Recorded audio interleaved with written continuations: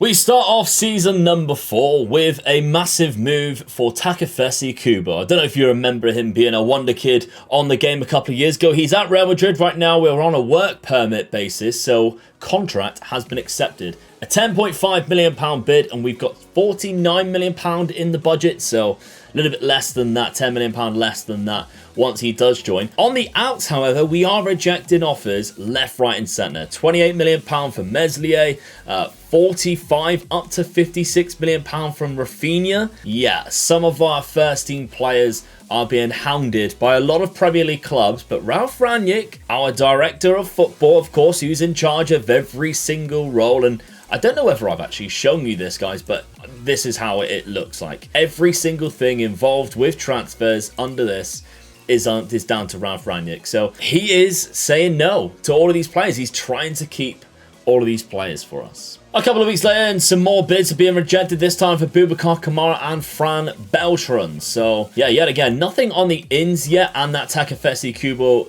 deal has been completed, that you can see here, for £10.5 million. He looks quite good, to be fair, some very good attributes, and of course, if we stick with what we were playing last season, he will fit in quite lovely into one of those three positions up front. Another couple of bids for Boubacar Kamara, one from Juve and one from Man City, but we have also put in a bid in, and we're at a contract stage, it's been accepted, for Jose Manuel Bardanca. He looks class, like, as a wonder kid, new gen wonder kid, 18 years of age, he looks unbelievable, 20 determination, great decision making. Physically, he looks powerful as well, and even his technicals for an 18-year-old look really good as a striker. So I would definitely be up for signing him. He hasn't played any first team games yet, but still, he looks really good. Now we are going to skip forward a little bit. We're in the middle of August now. We're about to play our first game. We have had our first departure, and it's Anel Ahmedhodzic who has left the club. I'm quite gutted by that one. We have made a bit of a profit though, £2.8 million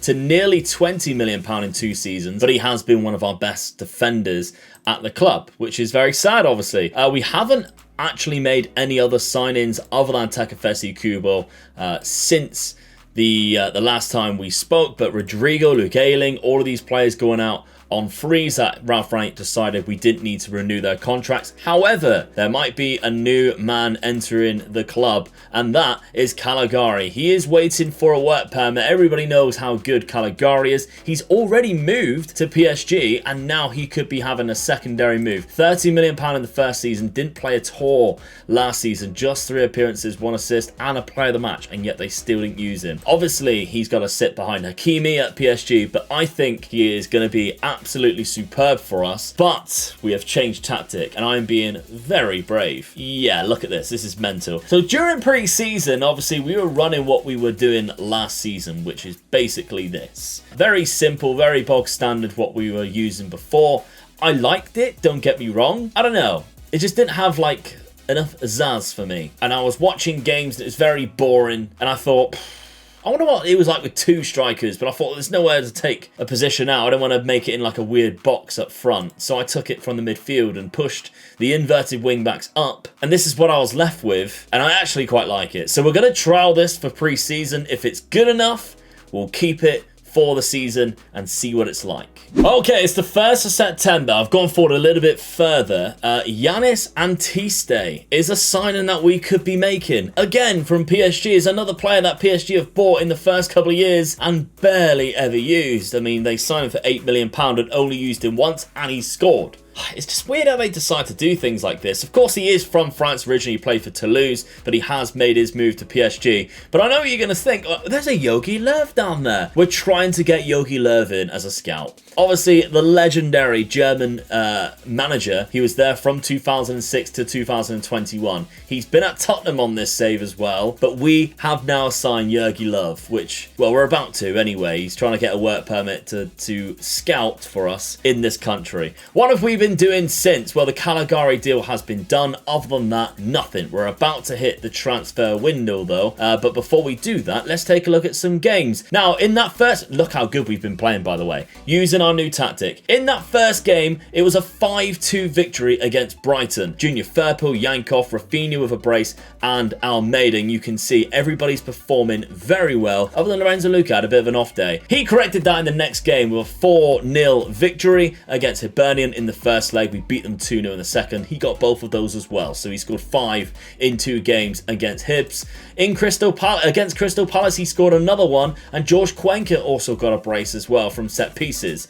But in the final game, a 4-2 victory against Brentford, Lorenzo Luca getting yet another brace, Rafinha getting a penalty, and Dominic Yankov with a goal, which does see us currently sat top. We had the highest goal difference there above Manchester United. Our Euro Cup 2 group looks like this. We've got Hajduk Split, Boleslav and Maccabi Haifa. It's a group I would imagine we should absolutely destroy, especially if we're playing very good using this again. So this is what I've been looking at when I have been playing it, dropping Kamara into Anel's position instead, and yeah, it's just been working so well. Before we take a look at deadline day though, today's video is sponsored by SPITCH. Yes, SPITCH is a fantasy footballing app that you can download for free on your mobile device. If you use the link at the top of the description, you also help support me as a content creator. Now, I've been saying that SPITCH is only available in the UK and Ireland. However, it is now available in a lot more different countries as well, including the UK, Germany and Austria. So if you are from those countries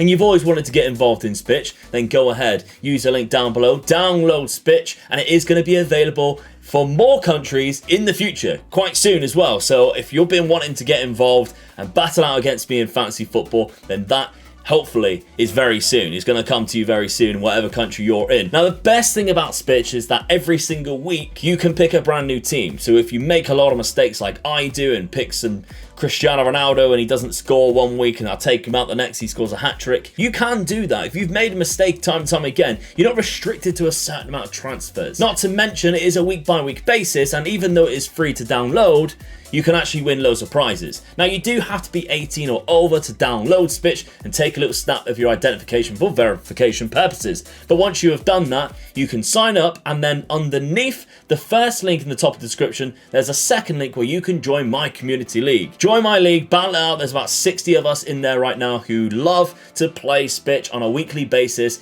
in the Premier League league. Maybe in the future we'll do other leagues as well. There's also a Champions League one that at the start of next year I really want to get my hands on and try and get as many people from that league into that one as well. So I think SPITCH next year could be a lot of fun. So make sure you download it now. Get the gist of it before we start next season. Thank you very much for everybody who's joined so far. You actually really do help support the channel. And thank you very much to SPITCH for sponsoring today's video. Okay, we've got 3 hours of the transfer deadline day, and there has been a few little bids that have come back and forth from Junior Firpo, but I thought I would show this right now because there's even more bids. So we've been rejecting quite a lot of bids for Stuart Dallas, although I do have him on the unwanted list. I did say to you guys previously, if there's a player that I think we're not going to use, I'm going to stick him on the unwanted list. Now, the trouble is, we have signed so many players that registration purposes means we don't have enough. We got more than 25 players to register. So the likes of Stuart Dallas and Thomas Handel, because Thomas Handel, I don't really want to get rid of. He's actually quite good. I just can't drop anybody else to put him into the team, and yet my scouts think he's absolutely terrible. But I think he's all right. But we have accepted a bid from Lanús for £7.25 billion in total. It's quite a lot of money for an Argentinian team. But this is the big bid, £25 million from Liverpool. Yeah. However, that was rejected, and what we did accept was a loan offer from Zebra, or Juve. Obviously, I didn't accept it. Ralf Rangnick did, but it has a mandatory future fee of £13 million up front and £14 million in 12 months, 12 monthly installments of £4.83 each. So it totals anyway, I'm losing my words here, it totals anyway to £29 million. And that's mandatory. So although he is being loaned out for this season, they will be giving us £29 million at the end of next season. I am quite gutted about it because imagine, Junior Firpo has been awful for Leeds in real life. Like, genuinely a terrible player. I'm pretty sure Leeds would snap your hands off if you offered £30 million for him. But on the game, he's actually been quite good for me. Good average rating every single season. My only worry is we don't have a player there to replace him right now. So the transfer deadline day has passed. Let's take a look at our transfer history. We have signed 2 players from PSG. Caligari and Yanis Antiste has both joined us for a grand total of around about £16.5 million. Of course, we also got Takefesi Kubo from Real Madrid as the season ticked over. Now, we did lose a couple of first-team players, £20 million from Anel Ahmedhodzic, and of course, Junior Firpo as our starting left-back. But what I think is quite important here is trying to adapt to not having enough fullbacks. That's one thing we don't have. We signed Caligari for the right, but Junior Firpo leaving means we're very short at left back, and I don't actually think we have a starting inverted foot wing back at left back. So as you can see here, tactically, Fran Beltran is a player that will be starting from the bench time and time again because Calvin Phillips is a DM. But much like Alexander Zinchenko at Manchester City, he could be a very good fullback. He's got great tackling, marking ability, not bad at heading. I mean, he's quite small, but he's not really necessarily needed for that. So defensively, he's quite sound. And he does have great defensive positioning, for instance, and a good decision maker. I actually think he could be quite a good inverted wing back. So I'm going to try him in this position here. We're starting to train him in that role of inverted wing back, and we're going to play him there as much as possible before the next transfer window at the very least, because we simply don't have anybody else who can play in that position. Renan is the only one there, and he has like attributes like stays back at all times, which we might not necessarily need because the inverted wing backs can be quite crucial going forward. Okay, so let's simulate up into January, and fingers crossed we don't concede too many goals using this tactic. Okay, it's the 6th of January then. Now we have started making some moves in the transfer market, but moves are being made on us too. Barcelona have come in for Lorenzo Luca. Yeah, they see value in him. £43 million. We didn't sign for that much. That would be a lot of profit, but he's rejected it nonetheless.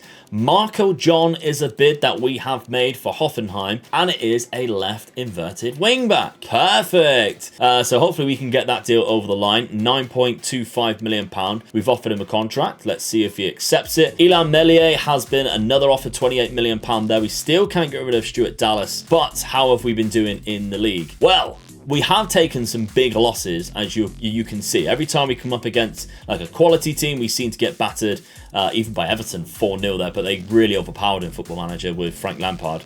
3-0 against Liverpool there, 2-0 against Chelsea, 3-0 against Tottenham. However, everybody else can't handle us, and we are sat right now in 5th place, just 3 points off of top 4. So I consider this tactic a bit of a success at this point. If we take a look at competitions wise, we completely obliterated our group as well, won 18 out of 18, and at a plus 32 in the group stage in 6 games. Absolutely outstanding. We won 8-0, 6-0, 5-2, 3-0, 8-0. I mean, it's just absolutely disgusting, isn't it, how we've managed to do that. We've also reached the semi-final of the Carabao Cup, but we do have Liverpool, who are top of the league right now, winning the league quite easily. Well, Manchester United and Chelsea are there, obviously, but everybody else nowhere near. So, yeah, let's go forward a little bit further. Right then, we're at the end of the transfer window. Let's take a look and see who has gone and who has stayed. Like you can see here, we've been rejecting some bids for Fran Beltran, who, funny enough, Manchester City, they can see his value at fullback, I bet, and Pep's gone, oh, that's a really good idea. Let's try and sign him. Nope. We actually signed one of their players, though, because we managed to get Gavin Bazunu. Now, the guy that we did try and go for at Hoffenheim rejected us, so we went for this man instead, who is a centre-back. We did, however, get another left-back in Soren, who is actually an English player that was playing in Belgium for Union. Now, I think they're top of the league right now in real life.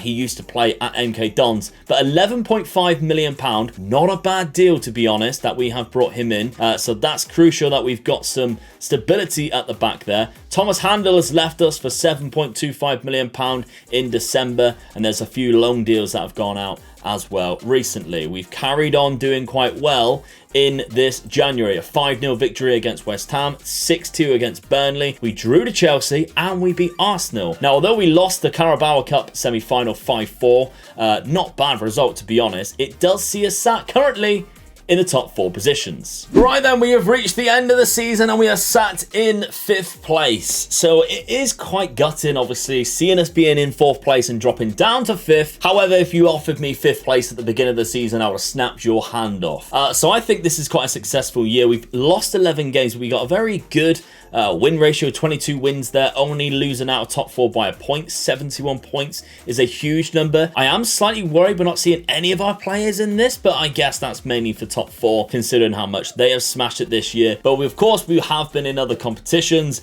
We know we're out of the Carabao Cup. We were still in the FA Cup, and of course we had the Europa Conference League. How have we done? We've won the Euro Cup too! Yes, get in!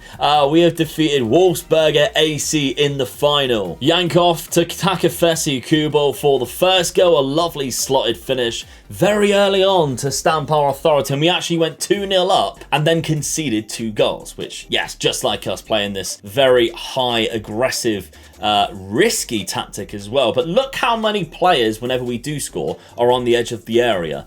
We can see we still have players back though. We still have 6 players there back. It's just bad defending. If we had better players, we'd be alright. That's the thing. With these tactics, they're very weird in Football Manager. You might think that's way too aggressive, way too attacking. But we're conceding from set pieces where everybody would be back and where we're just making mistakes. But going forward, we're creating so many chances. There's another one where there's 3 players there where the defenders had to mark and it left another guy free. Of course, we're always going to be deadly from set pieces when we have Lorenzo Luca. He got the 4th goal, the 4th and final one, and it was all in the first half. The second half, we must have just took our foot off the gas. But we had 26 shots in total and 9 on target. We absolutely dominated them statistically. They just scored 2 lucky goals, really. One, of course, from the set piece. Let's take a look then at the stages. What I'm quite interested in was who we played against on our run-up to the final. We've played 3 Dutch clubs.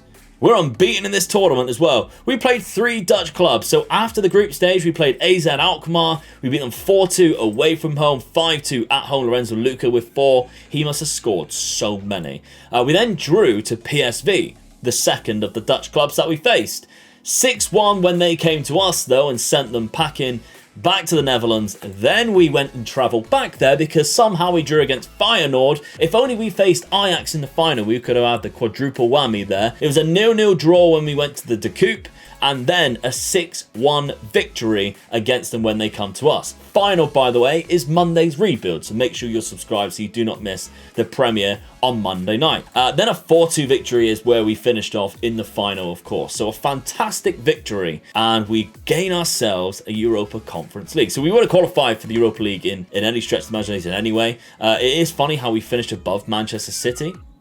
Yep. Let's take a look at the goals then. Lorenzo Luca scored 41 with 10 assists. Rafinha got 22 in 13. And Yannis Antiste, even though he played 19 games with 12 appearances, he scored 21 goals. Maybe, just maybe, we need to start giving him some more game time. Thiago Almeida, there was 16 and 16. Absolutely phenomenal from the Argentinian centre attacking midfielder. Everybody knows how good he is, but I don't think I realised how good he could be playing at such a high level this year. Dominic Yankov, very good as well as Jack Harrison, still putting in great numbers. Takafesi Kubo, first season in English football, getting 18 assists. It's a solid amount. It's the most in our team. Well, there we have it. Financially, then we got £59 million to spend next season. And on the outs, we do have a couple of outs that's going out of contract, but no biggie. None on the ins, though. So, yeah, Ralph, we've got a few players that we need to maybe replace and bring in some backups and maybe improve.